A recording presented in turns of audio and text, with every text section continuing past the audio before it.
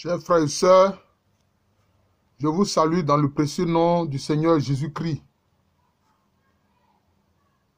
Il y a certaines phrases du Seigneur Jésus-Christ qui ne sont pas d'emblée faciles à comprendre.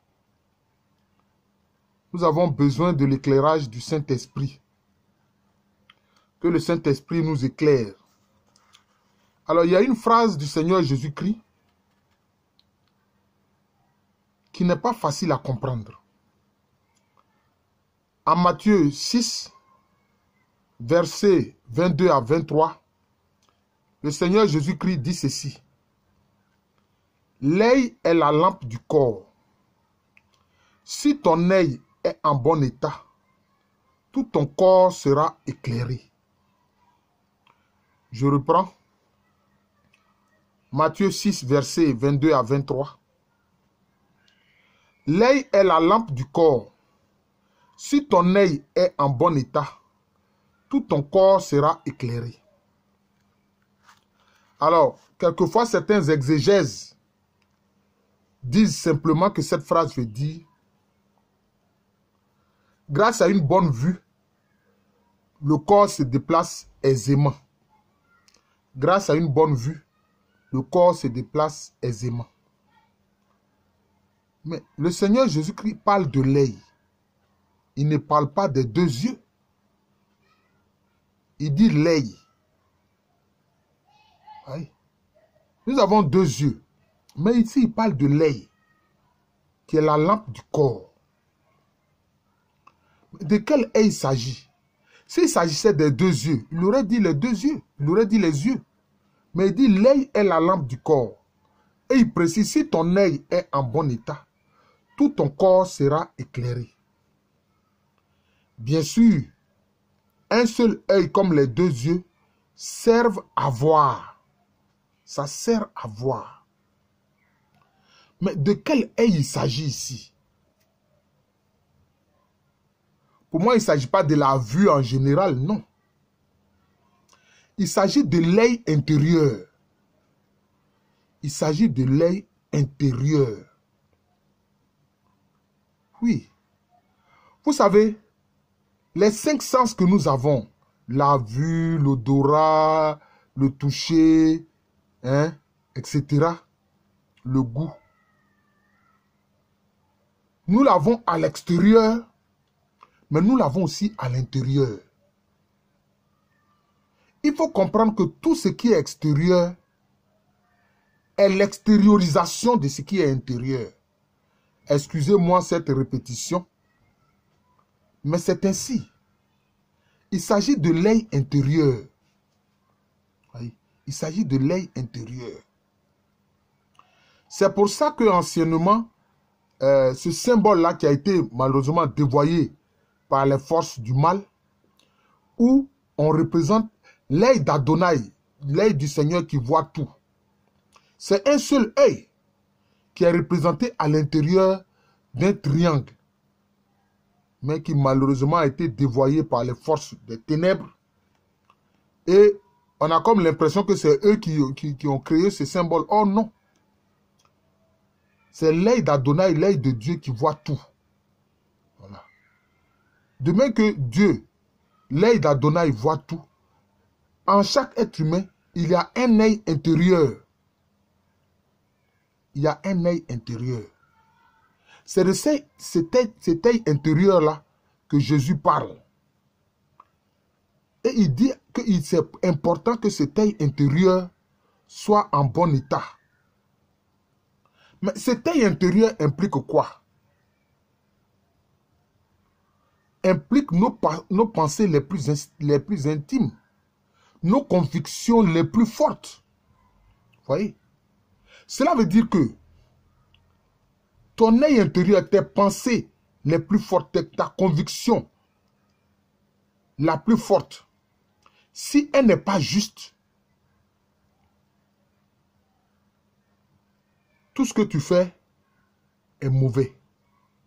Tout ce que tu fais va vers la perdition. Tout ce que tu fais va vers la destruction. C'est de ça qu'il s'agit. Cet œil intérieur implique que nous connaissions la vérité. Or, c'est cette vérité-là qui rend libre. Si ton œil intérieur n'a pas vu la vérité, si ton œil intérieur ne te permet pas de voir la vérité, de connaître la vérité, tu vas dans la perdition. Et cette perdition implique quoi? La destruction, non seulement de ton esprit, de ton âme et même de ton corps. Vous voyez? Et cet œil intérieur qui, quand elle est pure, contemple le temple de Dieu, contemple le royaume de Dieu, contemple la vérité divine.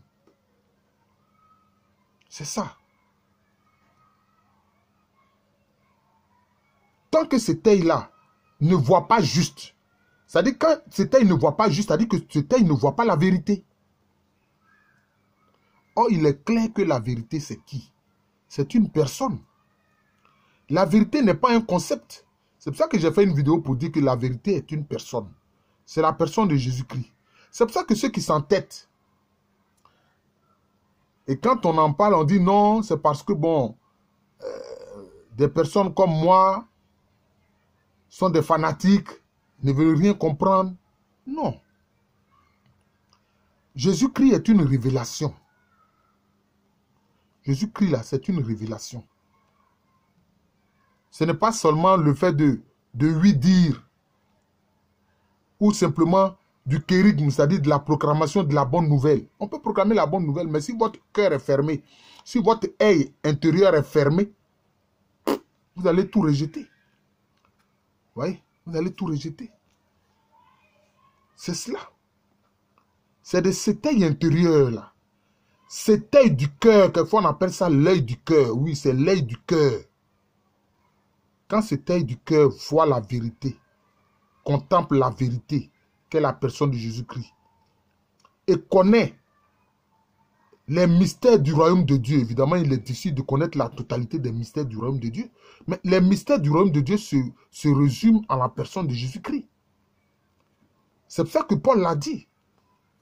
Il dit les mystères divins, c'est Christ Jésus qui en est la révélation. Vous voyez? Et à partir de ce moment-là, quand cet œil intérieur, cet œil du cœur est ouvert à la vérité et a vu la vérité qu'est la personne de Jésus-Christ, alors son corps, même son corps est éclairé. Son corps qui est éclairé là, c'est quoi? Ça renvoie à quoi? Vous savez très bien que quand vous croyez en Jésus-Christ, le Saint-Esprit vient habiter en vous. Ça, il faut que vous acceptiez cela. Et quand le Saint-Esprit vient habiter en vous, cela veut dire quoi? Il fait quoi? Il fait de votre corps son temple. C'est-à-dire que votre corps alors est temple du Saint-Esprit. Votre corps même est temple du Saint-Esprit. C'est en ce moment-là que votre corps est éclairé. Vous voyez? Même votre corps est transfiguré. Ce n'est pas seulement l'âme et l'esprit qui sont éclairés, mais même votre corps physique est éclairé. Votre corps physique est régénéré. De même que le Saint-Esprit régénère la face de la terre, le Saint-Esprit régénère votre corps. Alors votre corps est éclairé. Parce que votre corps est le temple du Saint-Esprit. Parce que en amont, votre œil est pur, votre œil est en bon état. Votre conscience est en bon état. Votre cœur intérieur, votre œil intérieur est en bon état. Parce que cet œil intérieur a vu la vérité, a vu la personne de Jésus-Christ. Et alors même son corps est temple du Saint-Esprit. Son corps même est éclairé, même son corps physique est éclairé. C'est ce qui explique le fait que certains saints sont l'objet de bilocation. C'est-à-dire, même en ne dormant pas, ils ne dorment pas. Et ils sont à deux endroits différents, en train de faire deux choses différentes. Comme le font les particules subatomiques. Parce que les particules subatomiques peuvent être à deux endroits différents. Une même particule subatomique peut être à deux endroits différents. Vous pouvez faire vos recherches concernant, comment on appelle ça, la mécanique quantique, qu'on appelle aussi la physique quantique. Vous verrez que ce que je dis est vrai. Si Dieu permet qu'une particule soit à deux endroits différents, Il peut permettre que l'être humain, dont l'œil est en bon état, et dont le corps est le temple du Saint-Esprit parce que éclairé, peut être à deux endroits différents. C'est ce qu'on appelle la bilocation. Des saints ont été l'objet de bilocation. J'ai fait une vidéo sur la bilocation. Padre Pio, Saint Pio de Petrelcina près de nous était l'objet de bilocation. Saint Antoine de Padoue était l'objet de bilocation. Même Sainte, elle n'est pas encore sainte, je crois qu'elle est bienheureuse. Yvonne de Malestroit était l'objet de bilocation. Ce n'est pas qu'on dort, non, on est en éveil et puis on est à deux endroits différents. Vous voyez? Et quand il dit, alors votre corps même est éclairé, mais c'est pour ça que l'apôtre Paul, le simple mouchoir qu'il a utilisé pour s'éponger là, quand on touchait les malades avec, les malades étaient guéris. Vous voyez? Parce que son corps est éclairé. Parce que son corps est rempli du Saint-Esprit. Parce que son corps est régénéré, rempli du Saint-Esprit. La lumière du Saint-Esprit habite son corps. Vous voyez? C'est ça. C'est ça qu'il faut aussi que certains saints, qu'on appelle, je crois, c'est un mot un peu savant et théologique, quoi, les saints myrobites. Hein? C'est-à-dire que leur corps dégage un doux et bon parfum. Vous voyez? C'est ce qu'on appelle l'odeur de sainteté. C'est pas qu'il a pris un parfum extérieur pour se parfumer, non. Mais son corps même dégage un doux parfum qu'on appelle l'odeur de sainteté. Saint François de Paul était comme ça. Je voudrais saluer au passage mon curé, François de Paul Abonga. Bonjour mon père. Merci pour tout ce que vous faites pour la communauté chrétienne Saint-Ambroise du Jubilé. Voilà. Ce saint-là, François de Paul, il dégageait une odeur de sainteté. Oui. C'était un véritable myrobite. C'est le cas aussi même de Padre Pio. Quand il allait à certains endroits, il faisait en sorte que les gens ne le voient pas, mais son corps dégageait la violette, c'est-à-dire la fleur violette. Donc certains même ayant appris cela, dès qu'ils sont là, qu'ils sentent dans l'atmosphère une odeur de parfum violette, ils savent que Padre Pio est dans les environs. Vous voyez? Alors vraiment ton corps est éclairé.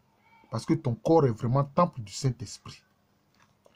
Je pense que c'est comme ça qu'il faut comprendre ce passage des évangiles. Matthieu 6, versets 22 à 23.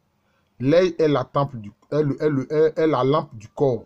Si ton œil est en bon état, tout ton corps sera éclairé. Voilà l'explication que je donne à cette parole importante de notre Seigneur Jésus-Christ.